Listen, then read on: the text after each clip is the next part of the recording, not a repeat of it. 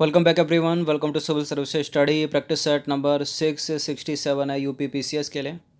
और प्रैक्टिस करेंगे इसमें हम इंडियन पॉलिटी के प्रश्नों पर। राज्य व्यवस्था संवैधानिक विकास चल रहा है, तो चलिए स्टार्ट करते हैं। टेस्ट सीरीज़ की प्लेलिस्ट का लिंक डिस्क्रिप्शन बॉक्स में मिल जाएगा, वहाँ पर आप टेस्ट नंबर 1 से लेकर 667 तक पहुँच सकते हो।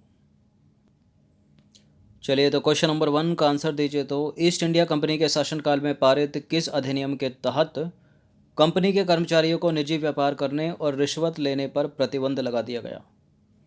कौन सा अधिनियम था वो? क्या वो कोई चार्टर था? देखिए, 4 चार्टर हुए और एक एक चार्टर के बीच में 20-20 साल का गैप है, याद रखिएगा। ठीक है, जहाँ काउंट करके देख लेना। पहला चार्टर था 1793 का, 20 जोड़ोगे 1813 आएगा, 1813 में 20 जोड़ोगे 1833, और 1833 में 20 जोड़ेंगे तो आएगा 1853 का चार्टर। और सबसे ज़्यादा जो प्रश्न बनते हैं वो दूसरे चार्टर से, ठीक है, तीसरे से और चौथे से, इससे कम ही बनते हैं। तो 1813 का, 33 का और 53 का चार्टर कंठस्थ होने चाहिए उसके सारे पॉइंट। इसका उत्तर फिलहाल कोई भी चार्टर नहीं है, पहले ही है 1773 का रेगुलेटिंग एक्ट। तो रेगुलेटिंग एक्ट 1773 के द्वारा कंपनी के कर्मचारियों को निजी व्यापार करने और भारतीय लोगों से उपहार व रिश्वत लेना प्रतिबंधित कर दिया। ठीक है, रेगुलेटिंग एक्ट 1773 के अंतर्गत बंगाल का प्रथम गवर्नर जनरल वॉरेन हेस्टिंग को नियुक्त किया गया। क्वेश्चन नंबर 2 पर आ जाइए। निम्नलिखित में से किस अधिनियम के द्वारा प्रांतों में द्वैध शासन की व्यवस्था लागू की गई? ध्यान दीजिएगा, प्रांतों में द्वैध शासन की बात कर रहा है, केंद्र में नहीं। इसका उत्तर है भारत शासन अधिनियम 1919।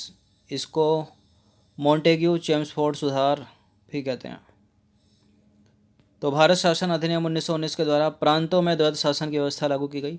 इसके तहत केंद्रीय और प्रांतीय विषय की सूची की पहचान करके उन्हें पृथक कर राज्यों पर केंद्र नियंत्रण जो है वो कम हो गया, तथा केंद्र और प्रांतीय विधान परिषदों को अपनी सूचियों के विषय पर कानून बनाने का अधिकार प्रदान किया गया। आरक्षित विषयों के तहत गवर्नर विधान परिषद के प्रति उत्तरदायी नहीं था, और आरक्षित विषय का शासन गवर्नर अपनी परिषद के सदस्यों की सलाह से करता था। बात करें हस्तांतरित विषयों की, तो हस्तांतरित विषयों का शासन गवर्नर भारतीय मंत्रियों की सलाह से करता था। और प्रांतों में द्वैध शासन का जनक की बात करें, कौन है? लियोनेस कार्टियस। ठीक है, लियोनेस कार्टियस प्रांतों में द्वैध शासन का जनक। चलिए, तो क्वेश्चन नंबर 3 पर आ जाइए। साइमन कमीशन का गठन किस अधिनियम की समीक्षा के लिए किया गया था? बताइए। साइमन कमीशन 1927 का है, ठीक है। 28 में भारत आया, 30 में रिपोर्ट प्रस्तुत की। तो जो नियरेस्ट होगा इनमें से सन, वही सही उत्तर हो जाना चाहिए। ठीक है, तो क्या हो जाएगा? भारत शासन अधिनियम 1919। ठीक है, ऑप्शन नंबर डी। इसको मॉन्टेग्यू चेम्सफोर्ड सुधार भी कहा जाता है। तो भारत शासन अधिनियम 1919 की समीक्षा के लिए एक वैधानिक आयोग के गठन का प्रावधान किया गया, जिसका मुख्य काम क्या था? अधिनियम की जांच करके 10 वर्ष के पश्चात ब्रिटेन की सरकार के समक्ष रिपोर्ट प्रस्तुत करना। इसके अंतर्गत ही ब्रिटेन में 1927 में 7 सदस्यीय साइमन कमीशन का गठन किया गया, और 1928 में वो भारत आया, और 1930 में आयोग ने अपनी रिपोर्ट प्रस्तुत की। देखिए, 1935 का जो भारत शासन अधिनियम है उसके निर्माण में भी साइमन कमीशन की रिपोर्ट की मुख्य भूमिका थी। क्वेश्चन नंबर 4 पर आ जाइए। निम्नलिखित में से किस अधिनियम के द्वारा गवर्नर जनरल को कुछ विशेष परिस्थितियों में अपनी कार्यकारिणी परिषद के निर्णय को समाप्त करने का अधिकार और प्रधान सेनापति की शक्ति प्राप्त हुई? कौन सा अधिनियम था वो? बताइए। वो था 1786 का अधिनियम, option number C.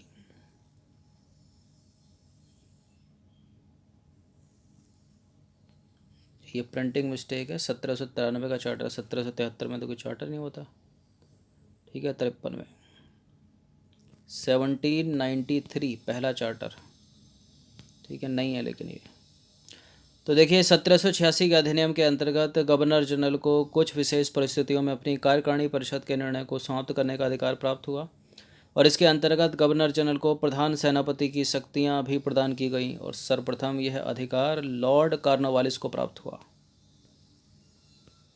Question number 5 पर आ जाइए। ईस्ट इंडिया कंपनी के द्वारा पारित किस अधिनियम के अंतर्गत भारत में दास प्रथा को गैर कानूनी घोषित किया गया और उसके उन्मूलन की सिफारिश की गई?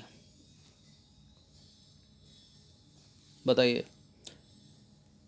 गैर कानूनी घोषित किया गया और उसके उन्मूलन की सिफारिश की गई कोई चार्टर था, वो कौन सा चार्टर था? 1833 का चार्टर, यानी तीसरा चार्टर। तो चार्टर एक्ट 1833 के द्वारा भारत में दास प्रथा को, ठीक है, विधि विरुद्ध घोषित किया गया, मतलब कानून के विरुद्ध या गैर कानूनी घोषित किया गया। और अंततः 1843 में, यानी 10 वर्षों के बाद, लॉर्ड एलनबरो के नेतृत्व में दास प्रथा को समाप्त कर दिया गया। इंपॉर्टेंट है, लॉर्ड एलनबरो का नाम। कब समाप्त किया गया दास प्रथा को? 1843 में। किसने? लॉर्ड एलनबरो ने। क्वेश्चन नंबर 6 पर आ जाइए। सूची 1 को सूची 2 के साथ सम्मिलित करना, नीचे दिए गए कूट की सहायता से सही उत्तर का चयन करना। सूची 1 में अधिनियम है और सूची 2 में है, ठीक है, उनके दूसरे नाम या उनसे संबंधित योजनाएं।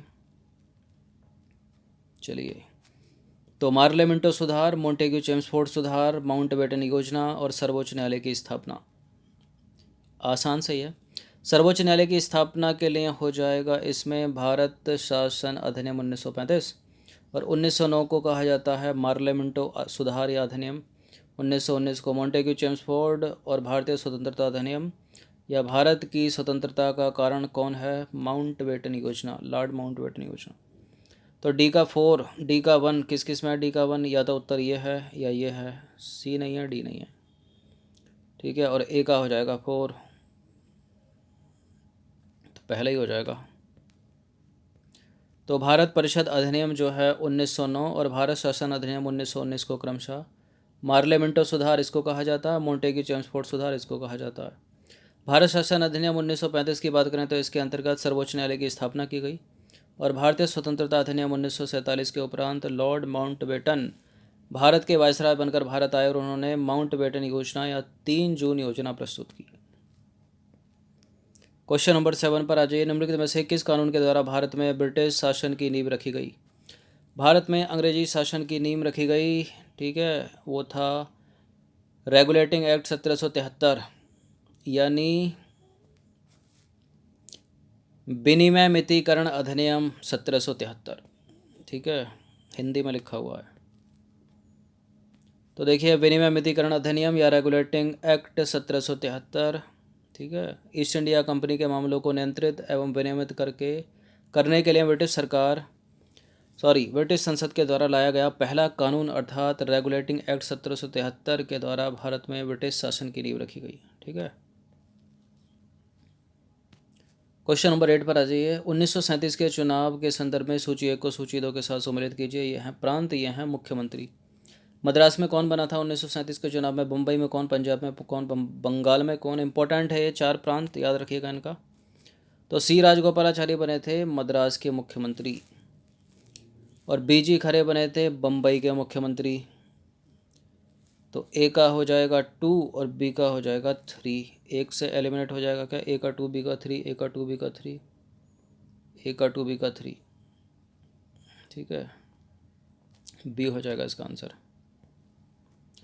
तो देखिए, प्रांत यह मुख्यमंत्री, मद्रास में सी राजगोपालाचारी बने थे, बम्बई में बीजी खरे बने थे, पंजाब में सिकंदर हयात खां, और बंगाल में फजल उल हक। ये इम्पोर्टेंट है, याद रखिएगा इनको। क्वेश्चन नंबर 9 पर आ जाइए। पिट्स इंडिया एक्ट 1784 से रिलेटेड कुछ स्टेटमेंट है यहाँ पर। पहले स्टेटमेंट में लिखा है कि पिट्स इंडिया एक्ट के द्वारा बॉम्बे और मद्रास प्रेसिडेंसी के गवर्नर को बंगाल के गवर्नर जनरल के अधीनस्थ किया गया। इसमें कंपनी के सेवकों को किसी नज़र व्यापार में संलग्न होने से प्रतिबंधित किया गया। ये नज़र क्या, नज़र वर्ड क्या, ये एक्स्ट्रा लग रहा है, ठीक है। इसमें कंपनी के सेवकों को किसी व्यापार में संलग्न होने से प्रतिबंधित किया गया। इसमें कंपनी के वाणिज्यिक और राजनीतिक कार्यों के बीच पृथक्करण किया गया। फिलहाल ये ऊपर के दोनों गलत हैं, ऐसा कुछ नहीं हुआ था 1784 के पिट्स इंडिया एक्ट में। ये हुआ था डी वाला, तीसरा वाला, तो केवल 3 सी हो जाएगा इसका आंसर। तो देखिए, पिट्स इंडिया एक्ट 1784 की निम्नलिखित विशेषताएं कौन कौन सी? इसने कंपनी के वाणिज्यिक और राजनीतिक कार्यों का पृथक्करण किया। इसने निदेशक मंडल को वाणिज्यिक मामलों के प्रबंधन की अनुमति तो दी, लेकिन राजनीतिक मामलों के प्रबंधन के लिए नियंत्रण बोर्ड नामक एक नया विकास बनाया। इस प्रकार इसने द्वैध शासन प्रणाली की स्थापना की। नियंत्रण बोर्ड मतलब बोर्ड ऑफ कंट्रोल और निदेशक मंडल मतलब कोर्ट ऑफ डायरेक्टर्स। ये स्टेटमेंट बनाकर पूछा गया, यूपीएससी ने भी किया है कि कोर्ट ऑफ डायरेक्टर्स और बोर्ड ऑफ कंट्रोल की व्यवस्था किस अधिनियम के द्वारा की गई, तो 1784 के पिट्स इंडिया एक्ट में। देखिए, इस एक्ट ने ब्रिटिश भारत में सभी नागरिक सैन्य व राजस्व गतिविधियों के अधीक्षण और निर्देशन के लिए नियंत्रण बोर्ड को सशक्त बनाया। 10वां प्रश्न है, स्वतंत्र भारत के पहले गवर्नर जनरल किसे नियुक्त किया गया? स्वतंत्र भारत का या के पहले गवर्नर जनरल किसे नियुक्त किया गया? देखिए, पहला गवर्नर जनरल बोल रहा है, भारतीय ने लगाया, ठीक है, तो उत्तर यहाँ लॉर्ड माउंटबेटन हो जाएगा। अगर स्वतंत्र भारत का पहला भारतीय बोलते तब सी राजगोपालाचारी उत्तर होता। तो स्वतंत्र भारत के पहले British governor general Lord Mountbatten थे, जबकि स्वतंत्र भारत के दूसरे और अंतिम भारतीय गवर्नर जनरल थे सी राजगोपालाचारी, ठीक है, जो मद्रास के मुख्यमंत्री बने थे। तो देखिए, मद्रास प्रांत के मुख्यमंत्री के रूप में सी राजगोपालाचारी ने कार्य किया था, याद रखिएगा। वे दक्षिण भारत के कांग्रेस के प्रमुख नेता थे, किंतु बाद में वे कांग्रेस के प्रखर विरोधी बन गए और उन्होंने स्वतंत्र पार्टी की स्थापना की थी अलग। देखिए, देश का सबसे बड़ा नागरिक सम्मान जो है भारत रत्न सी राजगोपालाचारी को मिला था वर्ष 1954 में। क्वेश्चन नंबर 11 पर आ जाइए। भारत सरकार अधिनियम या भारत शासन अधिनियम 1919 किस प्रकार भारत सरकार अधिनियम 1935 से भिन्न है? मतलब अंतर करिए इनमें। पहला अंतर, भारत सरकार अधिनियम 1919 में सिखों, भारतीय ईसाइयों और यूरोपियों को पृथक निर्वाचन मंडल प्रदान किए गए, जबकि भारत सरकार अधिनियम 1935 में अनुसूचित जातियों को पृथक निर्वाचन मंडल प्रदान किए गए। ठीक है, यही हुआ था या 1909 के अधिनियम में हुआ था? 1909 में मुस्लिमों वाला था, ठीक है, सिखों, भारतीय ईसाइयों और यूरोपियों को पृथक निर्वाचन मंडल प्रदान किए गए, करेक्ट है पहला स्टेटमेंट। और भारत सरकार अधिनियम 1935 में अनुसूचित जातियों को पृथक निर्वाचन मंडल प्रदान किए गए, भी सही है। भारत सरकार दूसरा है, भारत सरकार अधिनियम 1919 में फेडरल न्यायालय की स्थापना का प्रावधान था, यानी संघ न्यायालय की स्थापना का प्रावधान था, जबकि भारत सरकार अधिनियम 1935 में एक संघ लोक सेवा आयोग की स्थापना के लिए प्रावधान था। देखिए, दूसरा वाला गलत है, दूसरा वाला उल्टा हो गया, ठीक है। एक संघीय लोक सेवा आयोग की स्थापना का प्रावधान था भारत सरकार अधिनियम 1919 में, ठीक है, और एक फेडरल न्यायालय या संघीय न्यायालय की स्थापना का प्रावधान था भारत सरकार अधिनियम 1935 में। तो दूसरा वाला गलत हो जाएगा, हटा दीजिए दूसरे वाले को, चूंकि पहला सही है तो ये नहीं होगा, ये कट जाएगा, ये कट जाएगा, केवल एक हो जाएगा इसका आंसर। तो भारत शासन अधिनियम 1919 के द्वारा सिखों, भारतीय ईसाइयों, आंग्ल भारतीय, यूरोपियों को जो है पृथक निर्वाचन की व्यवस्था करके सांप्रदायिक प्रतिनिधित्व के सिद्धांत को विस्तार दिया गया। और भारत शासन अधिनियम 1935 द्वारा अनुसूचित जातियों, महिलाओं और श्रमिकों के लिए पृथक निर्वाचन की व्यवस्था कर सांप्रदायिक प्रतिनिधित्व के सिद्धांत को और अधिक विस्तार दिया गया। देखिए, भारत में संघ लोक सेवा आयोग की स्थापना जो है 1919 के अधिनियम द्वारा की गई थी, ठीक है, और इस प्रकार 1926 में यानी 6-7 साल के बाद सिविल सेवकों की भर्ती के लिए एक केंद्रीय लोक सेवा आयोग का गठन किया गया। कब? 1926 में, याद रखना। और संघीय न्यायालय की स्थापना का प्रावधान तो आपको पता ही होगा 1935 के अधिनियम में, ठीक है, और स्थापित कब हुआ था? 1937 में, 2 साल के बाद। ये बहुत सवाल बनते हैं इससे, प्रांतीय स्वायत्तता हो गई, ठीक है, और आरबीआई की स्थापना हो गई, गवर्नर जनरल का पद हो गया, ये सब, महालेखाकार। क्वेश्चन नंबर 12 पर आ जाइए। सूची 1 में अधिनियम है, सूची 2 के साथ सम्मिलित करना है, सूची 1 सूची 2। चलिए, भारत परिषद अधिनियम 1909, भारत सरकार अधिनियम 1919, भारत सरकार अधिनियम 1935, भारतीय स्वतंत्रता अधिनियम 1947। चलिए मिला दीजिए। मार्लेमेंटो तो पता ही है आपको, मोंटेग्यू चेम्सफोर्ड भी पता ही है। 1909 का हो गया मार्लेमेंटो से, 1919 को हो गया मार्ले चेम्सफोर्ड से, और माउंटबेटन योजना हो गई भारत स्वतंत्रता अधिनियम 1947, और भारत सरकार अधिनियम 1935 हो गया साइमन कमीशन, ठीक है। साइमन कमीशन की बहुत सारी रिपोर्टों को इसमें शामिल किया गया 1935 अधिनियम बनाने में। क्या हो जाएगा इसका? लगा दीजिए बी। तो भारत सरकार अधिनियम 1909 और 1919 को क्रमशः मार्लेमेंटो और मोंटेग्यू चेम्सफोर्ड सुधार के नाम से जाना जाता है। साइमन कमीशन रिपोर्ट की बात करें तो 1927, ठीक है, इसका गठन भारत की स्थिति को रिपोर्ट करने के लिए किया गया था और साइमन कमीशन और संयुक्त चयन समिति की सिफारिशों को 1935 के अधिनियम के द्वारा शामिल किया गया। बाकी 3 जून 1947 की डेट याद रखिए, माउंटबेटन योजना ने भारत के विभाजन को प्रस्तुत किया था। तो भारत के विभाजन का कारण बनी माउंटबेटन योजना, भारत की स्वतंत्रता का कारण भी माउंटबेटन योजना ही।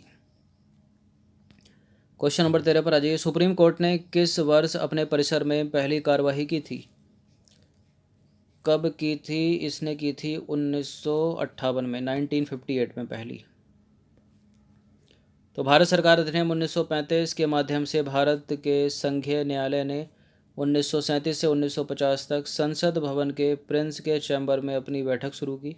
ठीक है, 1937 से लेकर 50 तक। 35 के तहत 2 साल के बाद बना था ना 1937 में, तो 37 से लेकर 1950 तक संसद भवन में प्रिंस के चैम्बर में अपनी बैठकें शुरू की। और सुप्रीम कोर्ट जो है 28 जनवरी 1950 को अस्तित्व में आया और वर्ष 1958 में जो है इसने सुप्रीम कोर्ट परिसर में अपनी कार्यवाही शुरू की। नंबर 14 पर आ जाइए। निम्नलिखित में से किस अधिनियम में कलकत्ता में उच्चतम न्यायालय की स्थापना का प्रावधान किया गया था तब उस समय? तो वही है इसका उत्तर, रेगुलेटिंग एक्ट 1773। तो 1773 के रेगुलेटिंग एक्ट की धारा 13 के तहत कलकत्ता में उच्चतम न्यायालय की स्थापना का प्रावधान किया गया, जिसके तहत 1774 में यानी अगले इसी वर्ष कलकत्ता के फोर्ट विलियम में उच्चतम न्यायालय की स्थापना की गई और सर एलिजा एम्पेस के पहले चीफ जस्टिस थे। इनके अलावा 3 लोग और थे, टोटल 4 लोग थे ये। 3 अन्य न्यायाधीश जो थे उनका भी मोटा मोटा नाम याद रखिएगा, स्टीफन लिमेस्टर, रॉबर्ट चैम्बर्स और जॉन हाइट। क्वेश्चन नंबर 15 पर आ जाइए। निम्नलिखित में से कौन सा सही है? कौन सा सही है? ये तो पहली लाइन उठा ली संविधान की। इंडिया अर्थात भारत राज्यों का संघ है, या भारत अर्थात इंडिया राज्यों का संघ है, हिंदुस्तान अर्थात इंडिया राज्यों का संघ है, या इंडिया अर्थात हिंदुस्तान राज्यों का एक संघ है? कौन सा सही है? इंडिया अर्थात भारत राज्यों का एक संघ है, ठीक है, पहला। तो इंडिया अर्थात भारत राज्यों का एक संघ है। यह संसदीय प्रणाली की सरकार वाला एक स्वतंत्र प्रभुता संपन्न समाजवादी लोकतंत्रात्मक गणराज्य है और यह गणराज्य भारत के संविधान के अनुसार शासित है, जिसे संविधान सभा द्वारा 26 नवंबर 1949 को ग्रहण किया गया और 26 जनवरी 1950 को लागू किया गया। इसी कारण 26 जनवरी को रिपब्लिक डे मनाते हैं, ठीक है, गणतंत्र दिवस मनाते हैं। तो ये इंडियन पॉलिटी के संवैधानिक विकास चैप्टर से 15 प्रश्न थे, इनकी प्रैक्टिस कर लीजिएगा कम से कम एक बार, ठीक है। 15 मॉर्निंग में भी थे, कुछ सवाल कल के टेस्टों में थे, 50 प्रश्न हो गए हैं, इनसे बहुत सवाल बनते हैं। धन्यवाद।